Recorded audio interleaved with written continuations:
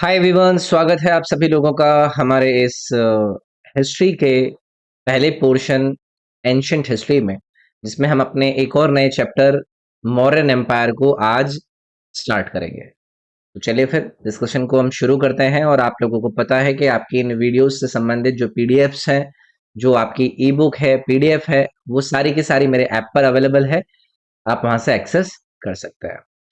तो मौर्यन एम्पायर, मौर्यन वंश की शुरुआत करने से पहले इसके एक बैकग्राउंड को एक बार मैं आप लोगों के साथ डिस्कस कर लेता हूं। जैसे कि जब 6th सेंचुरी बीसी का हम लोग डिस्कशन करते हैं तो वहां पर आपको तीन चार इंपॉर्टेंट महाजनपद नजर आते हैं, जिनमें से एक होता है अवंती, दूसरा होता है कौशल और तीसरा होता है मगध। इन तीनों महाजनपदों में आपस में बजती है लड़ाई कि भाई मैं अपना क्षेत्रीय प्रसार ज्यादा से ज्यादा करूंगा, मैं अपने आप को ज्यादा पावरफुल दिखाऊंगा। और अल्टीमेटली आपको देखने के लिए मिलता है कि जो मगध है वो विजयी होता है। मगध एम्पायर के बारे में पिछली क्लास में थोड़ा सा हमने डिस्कशन किया था। तो नंदाज या फिर नंद, इनके बाद एक नई डायनेस्टी स्थापित होती है मगध के अंदर, जिसको हम कहते हैं मौर्यन एम्पायर। और जब बाद में हम सारी की सारी चीजों को ओपन करके देखते हैं तो हमें पता चलता है कि हमारे प्राचीन भारत के इतिहास में मोस्ट इंपॉर्टेंट डायनेस्टीज में ये मौर्यन डायनेस्टी आपको देखने के लिए मिलती है। तो जब कभी भी हम किसी भी एम्पायर का डिस्कशन करते हैं ना, तो सबसे पहला टॉपिक हमारे द्वारा कवर किया जाता है कि आपको इस टॉपिक के बारे में सोर्सेज कहां से मिले। तो हम यहां पर डिस्कस करेंगे क्या, सोर्सेज ऑफ मौर्यन डायनेस्टी,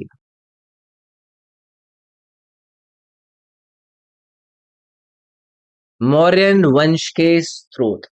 अब देखो, जब हम इंडियन जो सोर्सेज हैं उनकी बात करें, क्लासिकल सोर्सेज की बात करें, उससे हमें ये पता चलता है कि जब अलेक्जेंडर यानी कि सिकंदर भारत से पीछे हटकर जाता है तो चंद्रगुप्त को एक मौका मिलता है कि वो अपनी इस किंगडम को बहुत ही बड़े तौर पर क्या कर पाए, फैला पाए।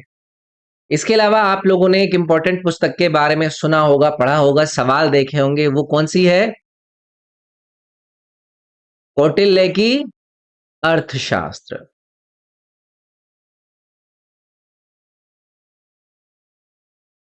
कौटिल्य की अर्थशास्त्र वन ऑफ द ग्रेटेस्ट ऐसे आपको इतिहासों के रूप में नजर आता है, जिसमें आर्थिक आप पोर्शन की बात करें, सोशो पॉलिटिकल कंडीशन की बात करें, तो इस पुस्तक के जरिए आपको मॉडर्न एम्पायर के एक बहुत बड़े भाग के बारे में पता चलता है कि किस प्रकार से इस मॉडर्न एम्पायर का प्रशासन यानी कि एडमिनिस्ट्रेशन चला करता था, किस प्रकार से ये मिलिट्री पार्ट में अपना रोल अदा किया करते थे, वॉर किस तरीके से ये लड़ा करते थे, मॉडर्न एम्पायर का जो धर्म, जो रिलीजन हुआ करता था, वो किस तरीके से हुआ करता था। तो सोर्सेज में कौटिल्यास के अर्थशास्त्र को आप one of the greatest treatise के रूप में देखते हैं। और भी कई सारे सोर्सेज हैं, एक एक करके कुछ सोर्सेज का मैं जिक्र आपसे करूंगा। बाकी के जो कुछ ऐसे सोर्सेज हैं, अगर मैं यहां पर ना बता पाऊं, उनको आप पीडीएफ के अंदर जरूर देख लीजिएगा। एक बहुत इंपॉर्टेंट इतिहासकारी नाटक आपको देखने के लिए मिलता है, जिसको संस्कृत में लिखा गया था, किसके द्वारा? विशाखा दत्ता के द्वारा। विशाखा दत्ता के द्वारा लिखा गया, किस लैंग्वेज में? संस्कृत लैंग्वेज में एक हिस्टोरिकल प्ले लिखा गया, जिसका नाम क्या है? जिसका नाम है मुद्रा राक्षसा। आपने सुना होगा, ये सवाल आप लोगों से कई बार आपके अलग अलग वनडे एग्जामिनेशंस के अंदर पूछा गया है। तो इस प्ले के अंदर विशाखा दत्ता ने बताया है कि किस प्रकार से चंद्रगुप्त मौर्य ने नॉर्थर्न इंडिया के अंदर अपनी पावर को स्थापित किया। किसकी मैं बात कर रहा हूं? चंद्रगुप्त मौर्य ने। और किसकी हेल्प के साथ इन्होंने नॉर्थर्न इंडिया के अंदर अपनी पावर को स्थापित किया? चाणक्य की हेल्प के साथ। और इसी विशाखा की मुद्रा राक्षस के अंदर आपको कई सारी कंडीशंस के बारे में पता चलता है कि सोशो इकोनॉमिक कंडीशंस कैसे हुआ करते थे मौर्यन साम्राज्य के अंदर। तो ये आप लोगों को याद रखना है। ना सिर्फ ये, और भी आपको बहुत सारी चीजें नजर आएंगी। जैसे कि एक इंपॉर्टेंट आप लोगों को बायोग्राफी, चाणक्य जी की एक बायोग्राफी लिखी गई थी, हेमचंद्र के द्वारा वो लिखी गई थी। मैं यहाँ पर लिख देता हूँ, बायोग्राफी ऑफ चाणक्य, जो कि किसके द्वारा लिखी गई? हेमचंद्र के द्वारा लिखी गई। इसका अगर आप लोगों को नाम याद रह जाए तो भाई इंपॉर्टेंट है। हो सकता है कि कल को यही सेम चीज आप लोगों से पूछ ले कि भाई बायोग्राफी ऑफ चाणक्य किसके द्वारा लिखी गई, इसको किस नाम से जाना जाता है? तो इसको जाना जाता था परिशिष्ट परवाना के नाम से। परिशिष्ट परवाना के नाम से इसको जाना जाता था। देखो, किसी भी आपको शब्द की अगर स्पेलिंग वगैरह में कोई इश्यू आए ना, तो मैं अगेन फिर आपसे कहूंगा कि जो पीडीएफ है मेरे एप्लीकेशन पर, जो आपका एक कोर्स चल रहा है जीके जीएस का, उसमें जो आपका बुक वाला सेक्शन है उसमें सारी की सारी चीजें मैंने प्रॉपरली पीडीएफ में डाली हैं। तो वहां से आप लोगों को मिल जाएगा आइडिया। ठीक है। और ये जो आपकी हेमचंद्र के द्वारा लिखी गई परिशिष्ट परवाना, एक जो कि जैन वर्क है, हेमचंद्र के द्वारा लिखी गई, इसमें चंद्रगुप्त मौर्य के बारे में भी आपको बहुत इंपॉर्टेंट इंफॉर्मेशन पता चलती है कि भाई अपनी जो अर्ली लाइफ थी, शुरुआती जो जीवन था चंद्रगुप्त मौर्य का, वो किस प्रकार से हुआ करता था। मगध के ऊपर जो विजय प्राप्त करी वो किस प्रकार से प्राप्त करी। तो ऐसी बहुत सारी आपको सोर्सेज नजर आ जाएंगे। इनमें से एक और ऐसा एक इंपॉर्टेंट सोर्स है, वो भी आप लोगों से आपके एग्जाम में पूछा जाता है, कल हण के द्वारा लिखा गया राज तरंगनी। ये भी एक इंपॉर्टेंट सोर्स है जिसके द्वारा हमें पता चलता है इस मौर्यन डायनेस्टी का। और भी बहुत सारी चीजें हैं, कुछ कुछ जितनी मेरे को याद आ रही है वो मैं आप लोगों के सामने लिख देता हूं। बौद्ध धर्म के अंदर बुद्धिस्ट के द्वारा लिखी गई जो जातक कथाएं हैं, जो जटाकास है, इसके अंदर आपको कई सारी स्टोरीज के बारे में पता चलता है। एक्चुअली में जो ये जातक कथाएं हैं वो गौतम बुद्ध जी के प्रीवियस बर्थ के बारे में है।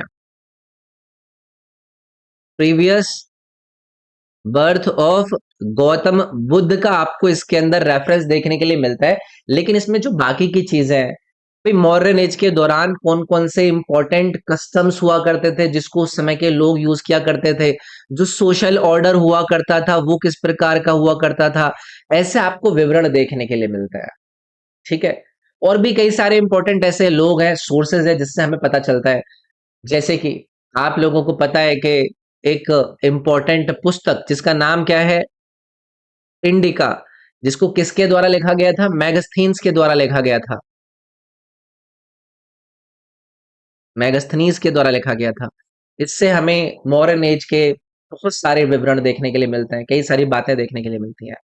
तो ये जो हमने अभी तक डिस्कशन किया, ये क्या था? ये सोर्सेस थे जिससे हमें मॉडर्न डायनेस्टी के बारे में पता चलता है कि ऐसे होता था, ये चीजें होती थी।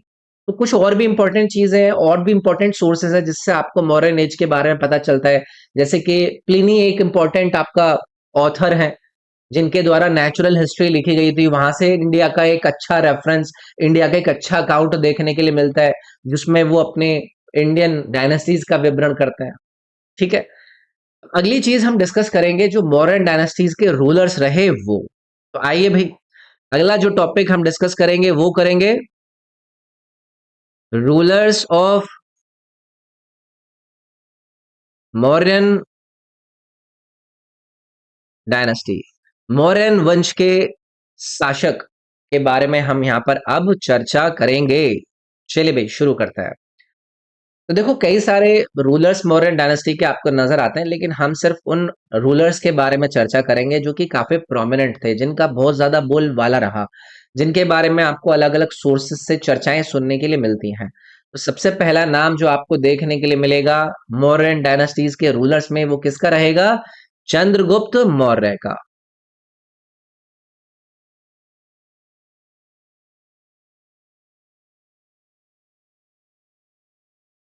चलिए भाई, ऑलरेडी आप में से कई सारे लोगों ने हो सकता है कि इसके बारे में पढ़ रखा हो, लेकिन एक प्रॉपर सीरीज है ये आपकी, तो सारी चीजें आप लोगों को बताई जाएंगी। तो सबसे पहला सवाल आप लोगों से अगर पूछा जाएगा, ये बताइए कि मौर्य वंश की जो स्थापना करी गई किसके द्वारा करी गई, तो चंद्रगुप्त मौर्य का आपको नाम याद रखना है।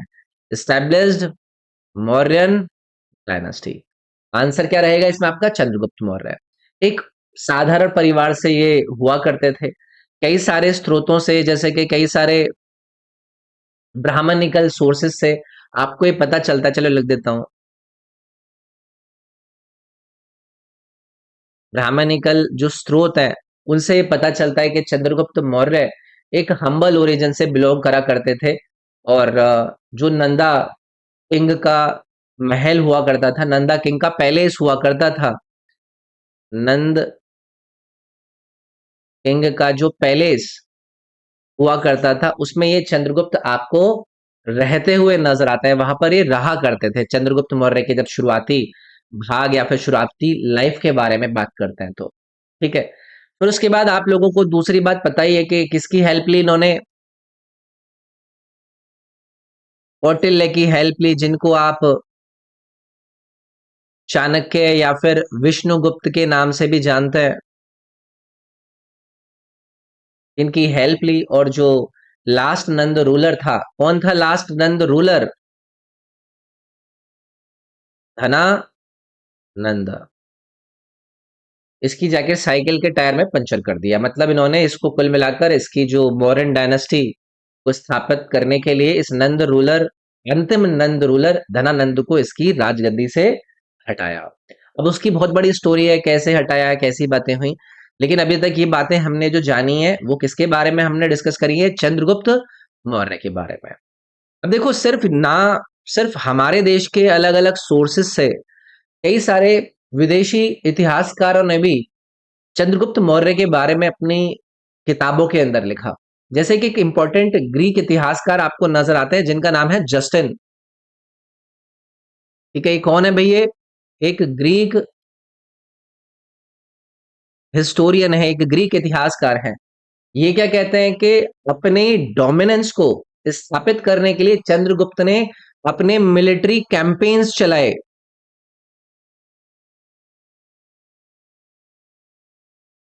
अपने मिलिट्री कैंपेन्स को चलाया और इसने अपनी इस मिलिट्री पावर को इतना ज्यादा पुख्ता किया कि अपने इस मिलिट्री कैंपेन में 6 लाख सोल्जर्स को शामिल किया। मतलब इसने कुल मिलाकर अपना नाम बनाने के लिए अपने इस मिलिट्री कैंपेन के अंदर बहुत सारे सोल्जर्स को क्या किया? एम्प्लॉय करा। जिसके बाद अलग अलग जगह पर अलग अलग महाजनपदों के ऊपर जाकर इन्होंने आक्रमण किए, उनके साथ अपने रिलेशनशिप स्टैब्लिश किए। और इसी वजह से ये जो डायनेस्टी है वो आपको इतने बड़े नाम के रूप में नजर आती है। ठीक है। इसके अलावा जब हम चंद्रगुप्त मौर्य का जिक्र करते हैं तो एक इंडो ग्रीक रूलर का आप नाम सुनेंगे। इंडो ग्रीक शासक का नाम सुनेंगे जिसका नाम क्या है? Seleucus Nicator. ये नाम आपको याद रखना है। ठीक है, सेल्यूकस निकेटर नाम सुना होगा आपने। और इस इंडो ग्रीक रूलर के साथ भी लड़ाई लड़ी चंद्रगुप्त मौर्य ने, जिसमें जो चंद्रगुप्त मौर्य हैं वो विजयी होते हैं। और इसके बाद इस वॉर की सिचुएशन को खत्म करने के लिए सेल्यूकस ने अपनी बेटी, सेल्यूकस की बेटी का नाम क्या था? हेलेना। इसकी शादी कराई चंद्रगुप्त मौर्य के साथ। तो ये वाले काम चलते रहा करते थे उस समय पे कि जो रूलर हुआ करते थे, किसी जगह पर आक्रमण किया, आक्रमण करने के बाद वो विजयी रहा, तो उससे अपना अच्छा रिश्ता मेंटेन करने के लिए वो अपनी बेटी को उससे शादी करा देते थे कि भाई आज से आप जो है वो हमारे दामाद जी हो। ठीक है। तो ये जो सेल्यूकस निकेटर अपनी बेटी दे दी, उसके बाद बेटी देने के बाद सेल्यूकस निकेटर ने अपना एक एम्बेसडर भी भेजा। एम्बेसडर का नाम क्या है? उसका नाम था मेगास्थनीज या फिर मेगास्थेन्स, जो भी आप इसको बोलना चाहें। और इसी मेगास्थनीज की बुक है कौन सी? इंडिका। इसी इंडिका बुक के अंदर आपको मौर्यन एम्पायर के बहुत इंपॉर्टेंट सोर्सेज दिए गए हैं। तो ये मैंने अभी तक आप लोगों से चंद्रगुप्त मौर्य की कुछ बातें करी हैं, और थोड़ी सी बातें कर लेते हैं। तो चंद्रगुप्त मौर्य के समय में जो मौर्यन रूल था उसको आप हमारे पूरे के पूरे इंडियन सब कॉन्टिनेंट के अंदर फैलता हुआ देखता है। तमिलनाडु को आप छोड़ दीजिए, ठीक है, वहां तक इनका जो रूल था वो नहीं फैला था। और जो हमारा नॉर्थ ईस्टर्न भाग है वहां तक ये जो चंद्रगुप्त मौर्य के दौरान मौर्यन एम्पायर था वहां तक नहीं पहुंचा था, लेकिन बाकी के इंडियन सब कॉन्टिनेंट के अंदर आपको ये जो मौर्यन रूल है वो काफी अच्छे से फैलता हुआ नजर आया। इसके बाद अंतिम बात जो चंद्रगुप्त मौर्य से रिलेटेड आप लोगों को याद होनी चाहिए कि अपने जीवन के अंतिम चरणों में चंद्रगुप्त मौर्य ने राजगद्दी को छोड़ दिया था और इन्होंने जैन धर्म को अपना लिया था। जैनिज्म को इन्होंने अपना लिया। एक जैन सेज थे, एक जैन मुनि थे। इन जैन मुनि का नाम आप लोगों से पूछ लिया जाता है, ये कौन थे? ये थे भद्र बाहु, ठीक है। और इनसे जैन धर्म को प्राप्त किया और उसके बाद जैन धर्म का ना एक कस्टम होता है जिसको कहा जाता है सल्ले खाना। याद रखिएगा, ये पूछ लिया जाता है, सल्ले खाना। इस सल्ले खाना को कहा जाता है fasting into death. Fasting into death यानी कि व्रत रख लिया जाता है और धीरे धीरे करके अपने आप को भूख से खत्म कर लिया जाता है। तो याद रखिएगा, सल्ले खाना से इन्होंने अपना जो जीवन है उसको खत्म कर लिया। कहाँ पर ये चले गए थे? तो ये मैसूर चले गए थे। मैसूर के अंदर एक जगह हुआ करती थी जिसको जाना जाता है श्रवण बेलागोला। मैं यहाँ पर लिख देता हूँ, श्रवण बेला गोला, जो कि कहाँ पर है? मैसूर में। वहां पर जाकर इन्होंने अपना जीवन त्याग दिया। तो ये थे भाई चंद्रगुप्त मौर्य से संबंधित कुछ डिस्कशन की बातें जो मैंने आप लोगों के साथ यहाँ पर करी। अगला जो रूलर है चंद्रगुप्त मौर्य के बाद वो होगा बिंदुसारा, लेकिन बिंदुसार पे जाने से पहले कौटिल्य की अर्थशास्त्र पर थोड़ी सी बातचीत हो जाए। चलिए भाई, यहां पर हम लिखेंगे, अरे क्या आ गया,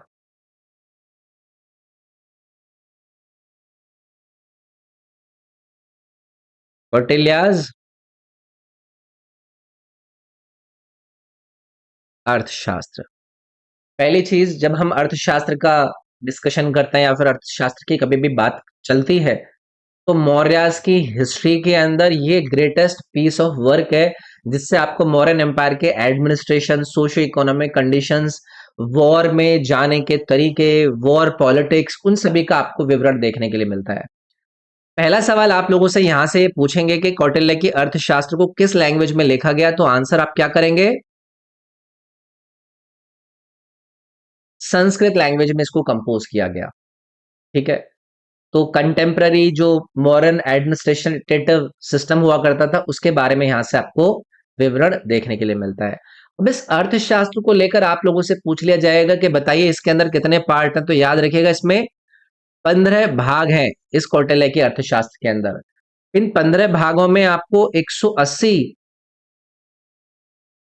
चैप्टर देखने के लिए मिलते हैं, पाठ देखने के लिए मिलता है, और इन 180 पाठों में आपको लगभग 600 श्लोकास देखने के लिए मिलते हैं, श्लोक देखने के लिए मिलता है, ठीक है। प्रोज और वर्स दोनों ही स्टाइल में इस अर्थशास्त्र को लिखा गया था और कॉमनली इसको महाभारत स्टाइल की बुक भी कहा जाता है, महाभारत स्टाइल। तो ऐसे सवाल भी पूछ लिए जाते हैं, तो ये छोटी सी बात मैंने आप लोगों के साथ कौटिल्य की अर्थशास्त्र के बारे में भी कर ली। इसके बाद बढ़ते हैं आगे, और अगला जो रूलर आपको मौर्यन डायनेस्टी का नजर आएगा आफ्टर चंद्रगुप्त मौर्य, उनका नाम क्या होगा? उनका नाम होगा बिंदुसार।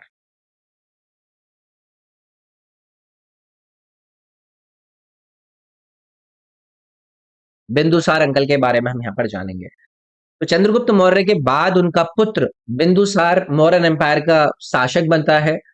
और इसी के शासनकाल के दौरान जो मौर्यन एम्पायर है, अभी जो मैंने आपको पीछे बताया था कि चंद्रगुप्त मौर्य के समय में हमारे साउथ इंडिया तक जो ये मौर्यन एम्पायर है नहीं फैला था, लेकिन बिंदुसार के आने के बाद मौर्यन एम्पायर साउथ में मैसूर तक बढ़ता है, एक्सपेंड करता है, ठीक है। ऑलमोस्ट आप ये मान लीजिएगा कि हमारा एंटायर जो कंट्री है वो मौर्यन एम्पायर के द्वारा रूल करा जा रहा था। लेकिन कुछ ऐसी किंगडम्स थी, जैसे कि एक आपको नजर आएगा कलिंग यहाँ पर मौर्यन डायनेस्टी अपने आप को स्थापित नहीं कर पाई थी, और कुछ साउदर्न किंगडम्स भी थी, साउदर्न किंगडम्स भी थी जहां पर मौर्यन साम्राज्य नहीं फैल पाया था, लेकिन ऑलमोस्ट बाकी के हर भाग में आपको ये मौर्यन एम्पायर फैला हुआ नजर आता है। किसके समय में? बिंदुसार के समय में। इसके बाद इस बिंदुसार को ना कई सारे टाइटल दिए गए, इनको अलग अलग नामों से जाना गया। जो ग्रीक्स हुआ करते थे उनके द्वारा बिंदुसार को अमित्रोचेट्स के नाम से जाना गया। ये सवाल आपने देखा होगा, अगर आपने प्रीवियस ईयर क्वेश्चंस देखे हैं कि बताइए अमित्रोचेट्स किस मौर्यन रूलर को कहा गया, बिंदुसार को कहा गया, किसने कहा? तो ये ग्रीक्स जो रूलर्स हुआ करते थे वो इसको अमित्रोचेट्स कहा करते थे। इसको हिंदी में कहते थे अमित्र घाट। अमित्र घाट इसको कहते हैं संस्कृत में। मतलब अगर कोई इसका मित्र नहीं है, अमित्र है, तो उसको घाट कर देते थे, मतलब खत्म कर देते, स्लेयर ऑफ द एनिमीज। ठीक है, चलिए एक इंपॉर्टेंट बात हमने यहां पर कर ली। अब इस बिंदुसार के दौरान जो कुछ इंपॉर्टेंट इवेंट हुए वो हमें पता होने चाहिए। जैसे कि बिंदुसार के शासनकाल के दौरान सीरिया का एक रूलर हुआ करता था। सीरिया का एक रूलर हुआ करता था, उसका नाम क्या था? एंटीओकस।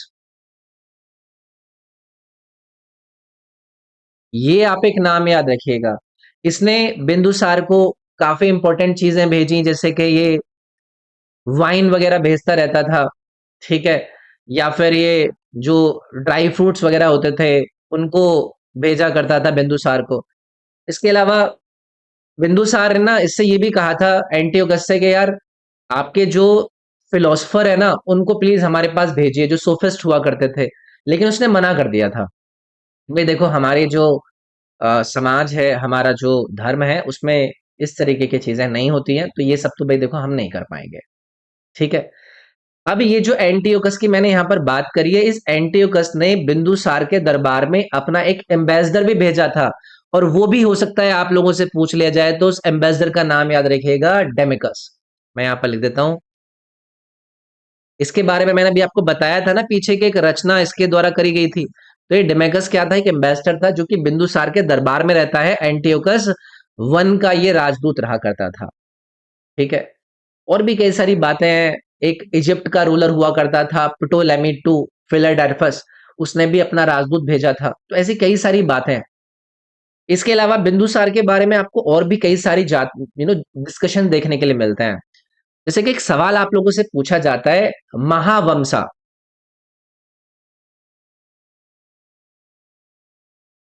ये जो महावंशा लिखित रचना है, ये कौन से धर्म से संबंधित है? ये सवाल पूछा जाता है।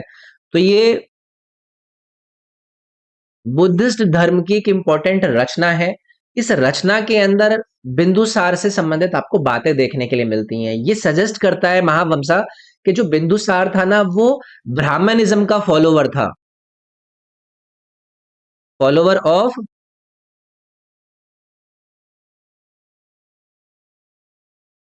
ब्राह्मणिज्म। इसका फॉलोवर हुआ करता था कौन? ये बिंदुसार। लेकिन कई सारी और भी बुद्धिस्ट बुक हैं जो कि कहते हैं कि भाई कई सारे जो दूसरे सेक्ट हुआ करते थे, जैसे कि एक इंपॉर्टेंट सेक्ट के बारे में मैंने आप लोगों से चर्चा करी थी, किसकी? आजीविका सेक्ट। आजीविका सेक्ट ये भी जैन धर्म और बौद्ध धर्म की तरह एक संप्रदाय हुआ करता था। तो कई सारे बुद्धिस्ट जो बुक्स है उसमें ये भी मेंशन किया गया है कि जो आजीविका संप्रदाय हुआ करता था उसको भी बहुत ज्यादा एम्ब्रेस किया गया बिंबिसार के द्वारा। ठीक है, आजीविका सेक्ट को जो पैटर्नाइज कर रहा है या फिर एम्ब्रेस कर रहा है बिंबिसारा, वो किसकी गाइडेंस में कर रहा था? उसका सवाल आप लोगों से एक बार पूछ लिया गया था, पिंगला वत्सा।